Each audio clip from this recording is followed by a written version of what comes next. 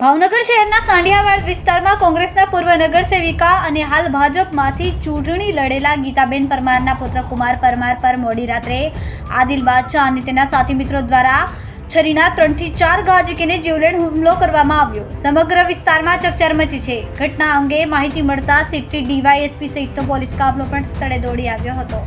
બનાવની જાણ વાયુવેગે પ્રસરતા પૂર્વ મેયર અને ભાજપના અનેક કાર્યકરો પણ પહોંચ્યા હતા। હાલ હુમલાનું કારણ સામે આવ્યું નથી અને પોલીસ દ્વારા ગુનાની ગંભીરતાને તરત જ આરોપીને પકડી પાડવા તપાસ હાથ ધરાઈ છે।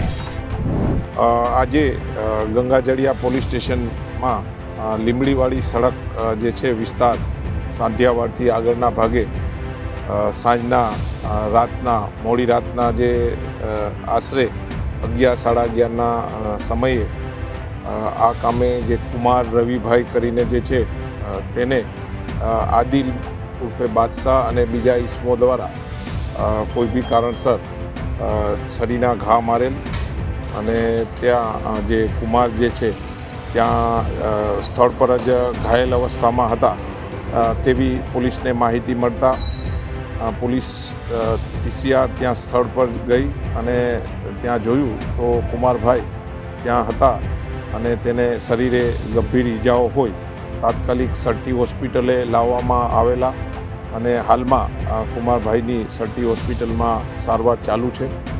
આ કામે આ વિસ્તારમાં હાલમાં પોલીસ પેટ્રોલિંગ ચાલુ છે અને જે આ કામે જે કોણ મારનાર છે તેની વિસ્તૃત તપાસ ચાલુ છે। આ બાબતે જુદી જુદી ટીમ બનાવી અને કોમ્બિંગ કરવાનું હાલમાં ચાલુ છે।